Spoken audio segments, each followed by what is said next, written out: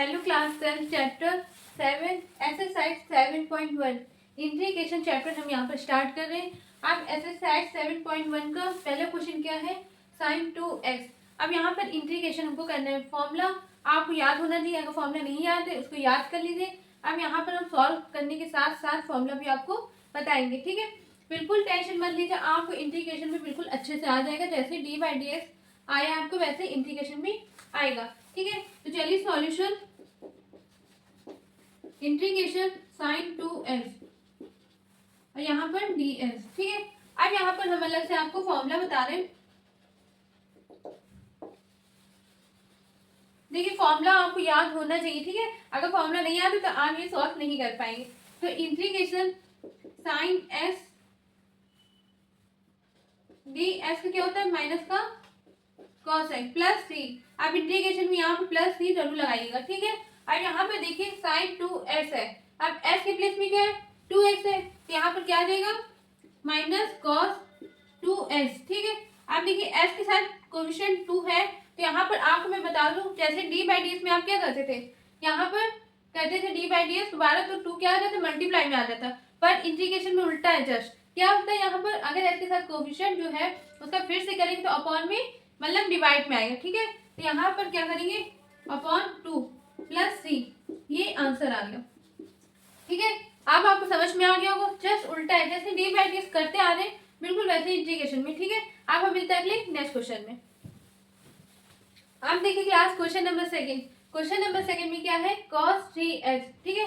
अब आपको इसका फॉर्मूला पता होना चाहिए, इंटीग्रेशन cos x का क्या होता है, cos x का sin x प्लस सी, ठीक है।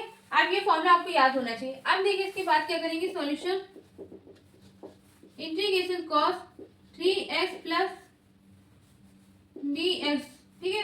अब इसके बाद सॉल्व करेंगे, क्या आएगा, साइन 3x, s के प्लेस में क्या है 3x है। अब यहाँ पर s के साथ कोएफिशिएंट कितना है, 3 है, तो यहाँ पर क्या हो जाएगा, डिवाइड में 3 प्लस सी, ये आंसर आ गया। ये एक एक नंबर में आता है क्वेश्चन, आराम से, बहुत इजी क्वेश्चन है। अब हम मिलते हैं अगले नेक्स्ट क्वेश्चन में।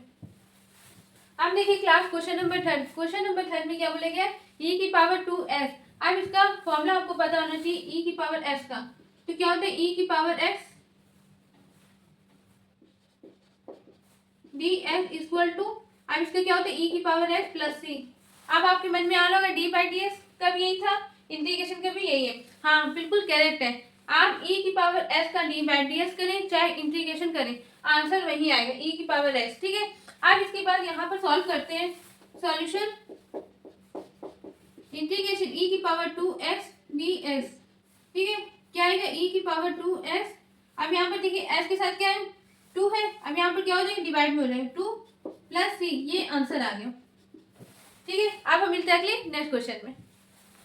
अब देखिए क्लास यहाँ पर क्वेश्चन क्या है, in bracket a x plus B का होल स्क्वायर, ठीक है। अब पहले इससे पहले हम यहाँ पर फॉर्मूला जान लें, एस की पावर एन डी एक्स क्या होता है, एस की पावर एन प्लस 1 अपॉन में एन प्लस 1, ठीक है, ये फॉर्मूला होता है।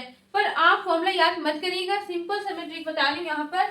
आप डी बाई डी एक्स में क्या था, ध्यान समझिएगा, डी बाई डी एक्स में क्या था, एस की पावर एन का पावर आ गई और एक पावर कम, ठीक है। अब लेकिन इंटीग्रेशन में क्या है, जो आपको s की पावर दे रखी होगी उसको एक प्लस कर देना, और जो प्लस करने पर जो आएगा पावर वो अपॉन में लिख देना डिवाइड में, ठीक है। ऐसे यहाँ पर क्या था, पावर आगे और एक पावर कम, लेकिन यहाँ पर क्या है, पावर जो भी दे रखी होगी प्लस एक बढ़ा देना और जो भी आएगा उसको डिवाइड में कर देना, ठीक है।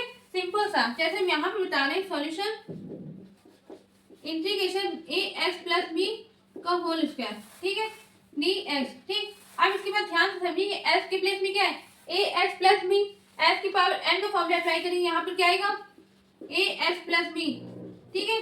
अब यहाँ पर पावर कितनी, 2, एक प्लस कर देंगे कितना आएगा, 3, ठीक है। अब जो आपने पावर लिखी उसको डिवाइड में नीचे लिख देंगे जो भी आएगा, तो यहाँ पर 3 था तो डिवाइड में हमने 3 कर दिया, ठीक है।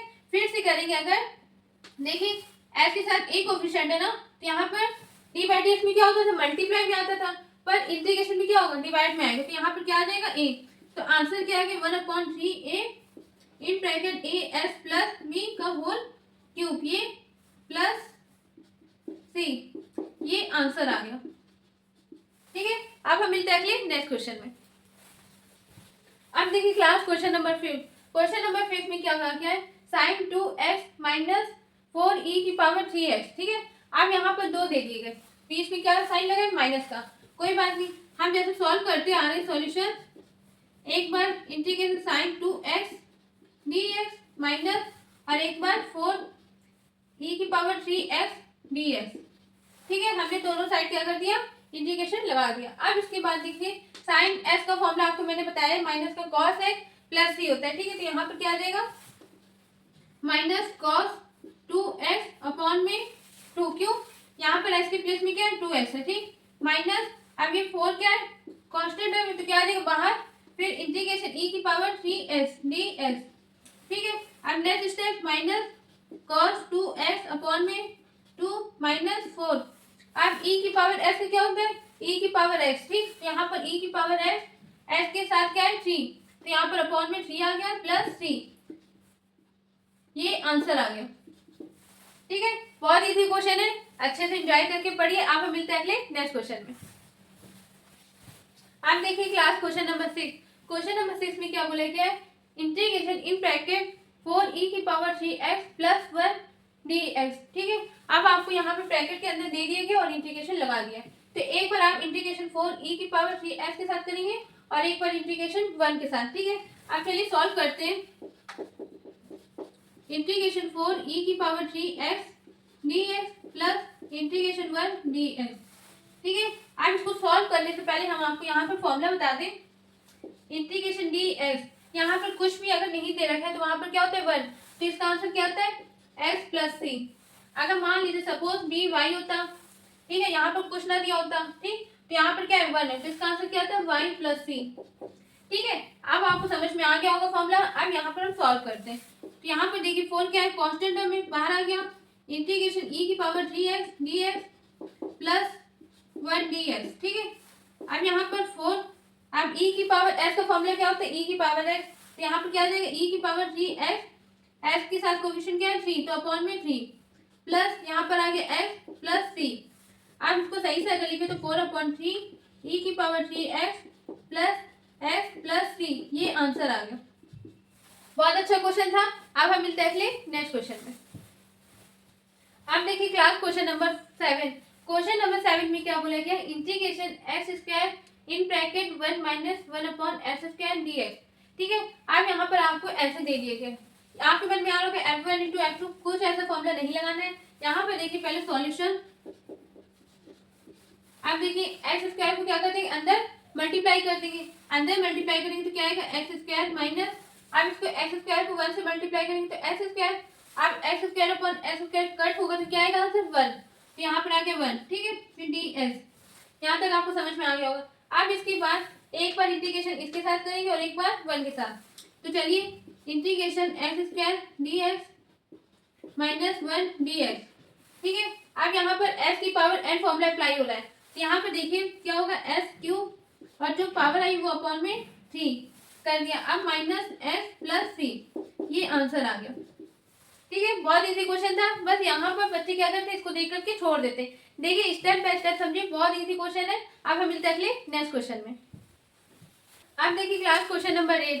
क्वेश्चन नंबर 8 में क्या बोला गया है, integration in bracket ax² plus bx plus c dx। ठीक है, अब आपको यहाँ पर 3 टर्म दे दिए गए, पहले 2 थे, अब एक यहाँ पर 3, कितने हमको दे दीजिए, हम इससे कोई मतलब नहीं। ठीक है, जैसे हम लोग सॉल्व करते आ रहे सॉल्यूशन, एक बार ax² के साथ ऐड करेंगे इंटीग्रेशन और एक बार bx और एक बार c के साथ। ठीक है, तो चलिए सॉल्व करते हैं, ax² dx plus bx dx plus integration c dx। ठीक है, अब इसके बाद a क्या है b c क्या है, ये सब कांस्टेंट टर्म है। ठीक है, c क्या है बाहर, तो a integration x² dx plus b integration x dx plus c integration dx। ठीक है, अब इसको सॉल्व करेंगे s की पावर n का फॉर्मूला अप्लाई करके, यहाँ पर क्या आएगा s क्यूब अपॉन 3। ठीक है, प्लस यहाँ पर b x² अपॉन 2। ठीक है, यहाँ पर पावर कितनी कुछ नहीं दे रखी, तो क्या होता है 1, अब पावर प्लस हो जाएगा यहाँ पर 2 अपॉन में 2। ठीक, प्लस सी, अब यहाँ पर कुछ भी नहीं 1 है, इंटीग्रेशन 1 ds होता है क्या आता है s प्लस सी। ठीक है, अब आप अगर सही से लिखें तो क्या आएगा a upon 3 s cube plus B upon two S square plus C X plus C. ठीक है, सी बड़ा बनाइएगा। ठीक है, ये इंटीग्रेशन वाला सी है, ये आंसर आ गया। ठीक है, अब हम मिलते हैं अगले नेक्स्ट क्वेश्चन में। अब देखिए class question number 9। Question number 9 में क्या है, integration in bracket two x square plus E की पावर एफ डी एक्स। ठीक है, अब पहले इसको सॉल्व करते हैं। Solution integration two x square d x plus integration e की पावर एफ डी एक्स।